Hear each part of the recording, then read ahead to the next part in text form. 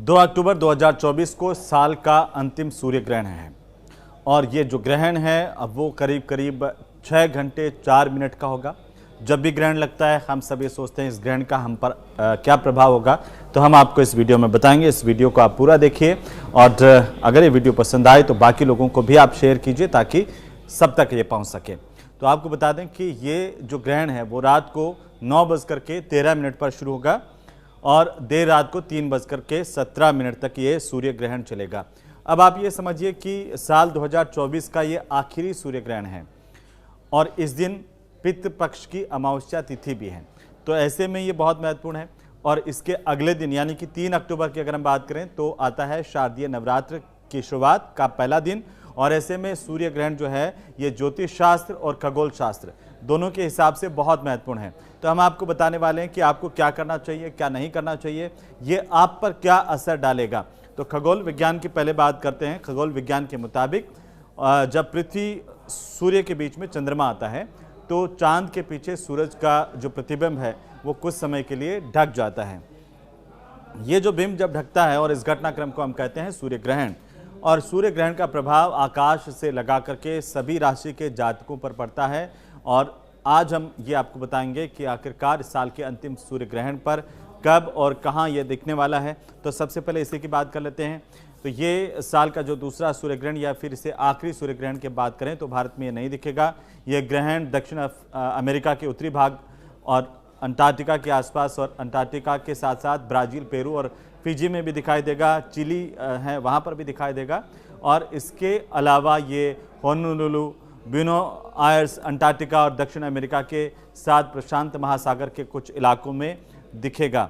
जय श्री राम। तो फिर से एक बार घटित होने जा रहा है कंकड़ात सूर्य ग्रहण। और ये ग्रहण आप जानते हैं जैसा कि 2 अक्टूबर को है, 2-3 अक्टूबर की रात्रि को 9 बजकर के भारतीय समय अनुसार 9:13 से लेकर के और 4:17 तक रहने वाला है। ये ग्रहण कन्या राशि के अंतर्गत घटित होने जा रहा है। और ज्योतिष शास्त्र में एक बात बड़ा स्पष्ट कहा गया है कि कन्या राशि में जो ग्रहण घटित होता है उसका एक बहुत खास प्रभाव सभी के ऊपर पड़ता है। खास करके कौन सी राशियां रहेंगी जिसके लिए ग्रहण लाभप्रद रहेगा और कौन सी राशियां रहेंगी जिसके लिए ग्रहण नुकसानदायक होगा। तो एक बात ध्यान रखिए, कन्या राशि में घटित होने जा रहा है। मेष से छठे भाव में होने के कारण मेष के लिए यह ग्रहण स्वास्थ्य इत्यादि को लेकर के प्रॉब्लम देगा। वृष के लिए ग्रहण संतान को लेकर के कष्टप्रद होगा। मिथुन के लिए ग्रहण प्रॉपर्टी विवाद इत्यादि को उत्पन्न करने वाला होगा। कर्क को लेकर के ये ग्रहण लाभप्रद रहेगा। सिंह को लेकर के धन हानि रहेगी।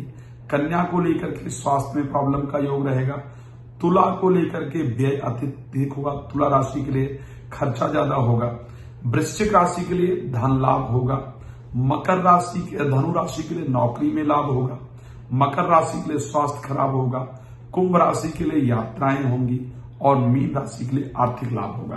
तो ये तो प्रत्येक राशियों के लिए रहेगा, लेकिन ध्यान रखिएगा ये ग्रहण सर्वपितृ अमावस्या पर घटित होने जा रहा है। अब क्या ऐसे कंडीशन के अंतर्गत पितृ तर्पण, पितृदान इत्यादि करना चाहिए, पितृ विसर्जन इत्यादि करना चाहिए या नहीं करना चाहिए? तो एक बात ध्यान रखिएगा, ये ग्रहण स्पेशली अमेरिका के अंतर्गत घटित होने जा रहा है। प्रशांत महासागर, अटलांटिक महासागर, न्यूजीलैंड, फिजी इत्यादि में, अर्जेंटीना, ब्राजील, मैक्सिको, न्यूजीलैंड, यहां पर यह ग्रहण घटित होने जा रहा है। अगर यहां आप रहते हैं तो आपको सारे नियमों का पालन करना होगा। इस ग्रहण से 12 घंटे पहले सूर्य ग्रहण है, सूतक इत्यादि लग जाता है, उसका ध्यान रखना होगा। लेकिन यदि आप भारत के अंदर रहते हैं तो भारत में इस ग्रहण का कोई इंपैक्ट नहीं है। सो आपको अपनी नॉर्मल जो रूटीन है उसको फॉलो करने की आवश्यकता है, परेशान होने की आवश्यकता नहीं है। आप नॉर्मल रूटीन के साथ अपना कार्य, पितृ तर्पण इत्यादि प्रॉपर तरीके से कर सकते हैं। बट खास बात ध्यान रखिएगा, आने वाले समय में विश्व के अंदर एक अजीब उथल पुथल देखने को मिलेगी। बिकॉज 2 ग्रहण विद इन 15 डेज अगर घटित हुए हैं तो इस प्रकार की परिस्थितियां होंगी। तो भारत में बिल्कुल निश्चिंत रहिए, भारत में ग्रहण का कोई इंपैक्ट नहीं है। जो विदेश में रह रहे हैं उनको जरूर ध्यान रखने की आवश्यकता है। जो भारत में प्रेग्नेंट वुमेन्स हैं, प्रेग्नेंट जो महिलाएं हैं, उनको भी किसी प्रकार की कोई परहेज की आवश्यकता नहीं है। तो सूर्य ग्रहण 2024 के सूतक काल को लेकर के भी कुछ लोग जानना चाह रहे होंगे। तो ये इस साल का अंतिम सूर्य ग्रहण, जैसे कि हमने आपको बताया कि भारत में ये नहीं दिखेगा, इसलिए भारत में इसका कोई सूतक काल नहीं है। अब बारी आती है कि सूर्य ग्रहण के बाद आपको क्या करना चाहिए।